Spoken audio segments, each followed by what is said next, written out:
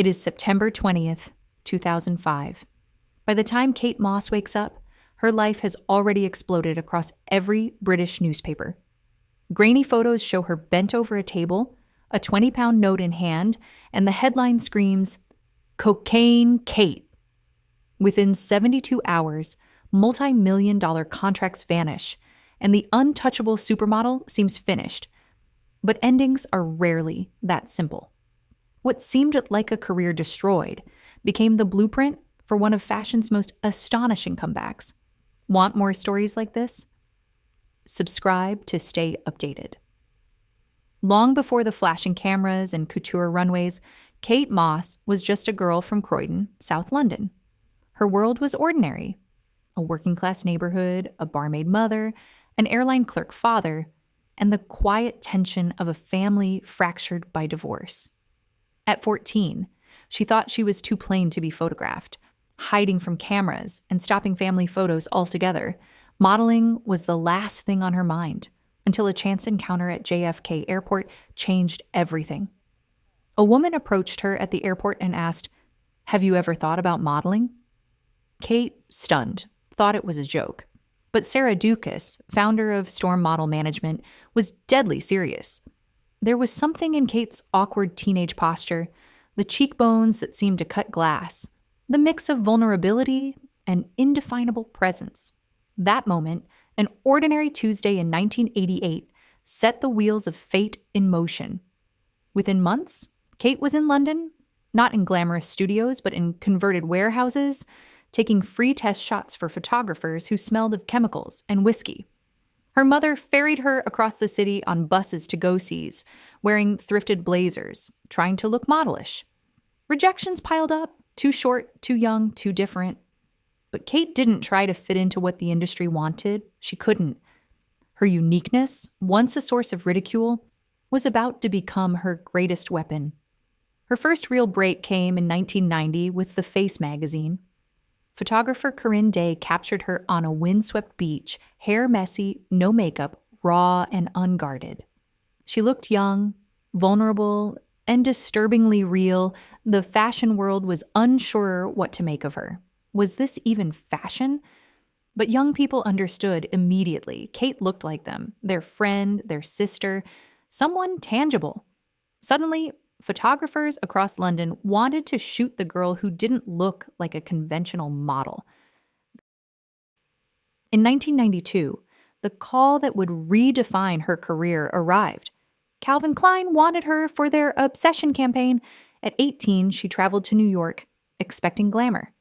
Instead, the shoot was intense, sexual, and intimidating, with Mark Wahlberg co-starring.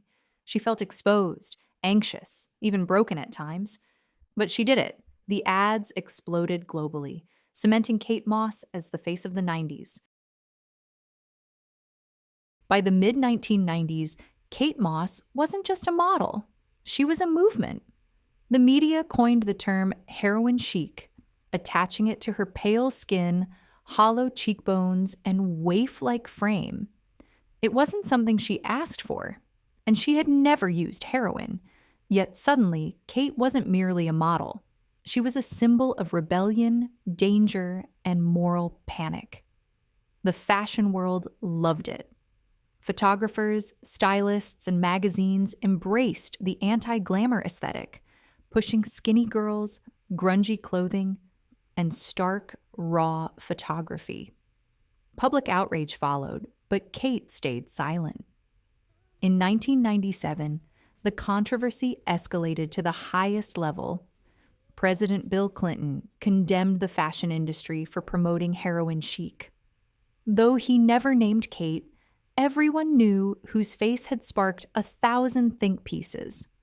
Parents' groups protested, boycotts were organized, and magazines promised to use healthier models. The girl from Croydon was blamed for a cultural trend she hadn't created, a convenient scapegoat for society's fears. Kate Moss responded not with words, but with silence. No defensive interviews, no publicists spinning statements. She let the media construct the story while she quietly worked. Ironically, this restraint made her more desirable. Mystery became currency. By the end of the 90s, Kate wasn't just surviving the heroin chic scandal, she was transcending it. The lesson was clear. The world will tell your story, true or not, whether you like it or not. What matters is whether you give them more to write about. September 15th, 2005. Kate Moss was in a West London recording studio with her boyfriend, Pete Doherty, frontman of Baby Shambles. Friends, music, drinks. The night was ordinary for the scene. Then someone brought out cocaine. In a moment that would last barely a minute, Kate leaned over the table, rolled up a 20-pound note, and took 5 lines. She didn't notice who filmed it, and for her, it was just part of the environment she had long inhabited.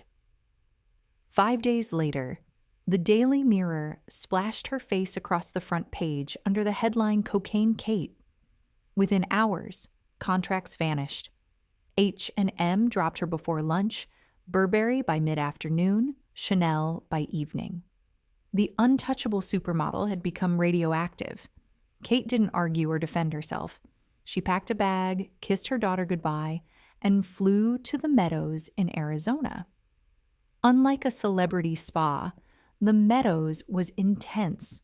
Group therapy, individual counseling, confronting not just addiction, but years of anxiety, exhaustion, and public scrutiny. She had faced rehab before in London after burnout, but this was different. This time, her career and her daughter's custody were at stake. Meanwhile, back in London, Alexander McQueen made his statement. "We love you," Kate emblazoned on his runway t-shirt, reminding the fashion world where loyalty and art still mattered. By November 2005, Kate was out of rehab, and her agency began receiving calls, not angry, but booking inquiries. The fashion world quietly wanted her back. In December, French Vogue dedicated an entire issue to her, cover line, "Scandalous Beauty." Embracing, not hiding the controversy, Kate returned with defiance. Campaigns flooded in. 18 contracts for spring-summer 2006 alone, more than she had before the scandal. Rimmel, Virgin Mobile, Roberto Cavalli, Dior. Brands that had once hesitated now competed for her. By June 2006, police cleared her of any charges, and by November, she was crowned Model of the Year at the British Fashion Awards. She had lost everything in 5 lines of cocaine and emerged stronger, scarier, untouchable in a new way. After her spectacular comeback, Kate Moss evolved beyond being just a model.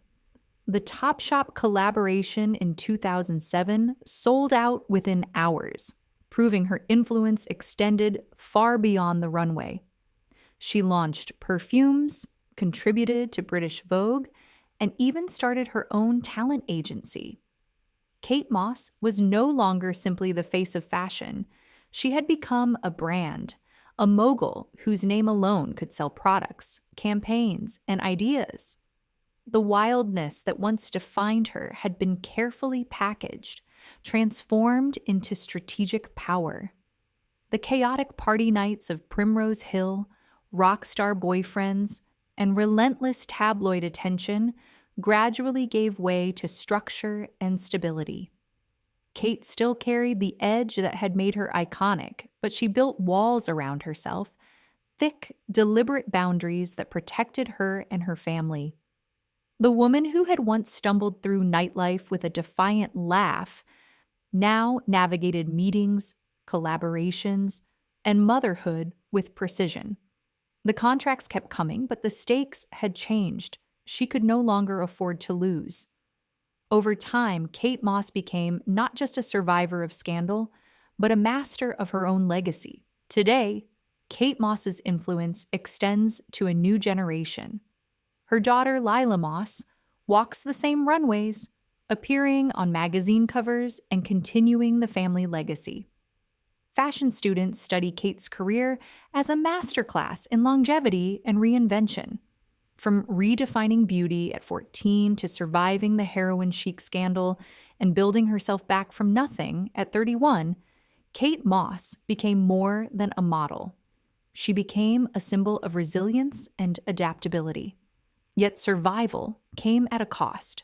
To stay in the game, Kate had to reshape herself, temper the chaos that once defined her, and protect the one thing she could not afford to lose: her family.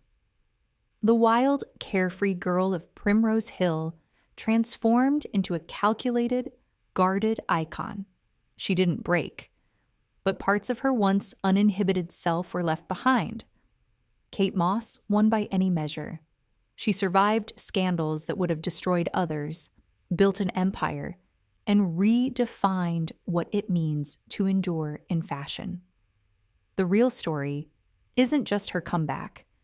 It's that to survive, Kate Moss had to stop being the Kate Moss everyone once knew, and yet she's still here, still working, still iconic.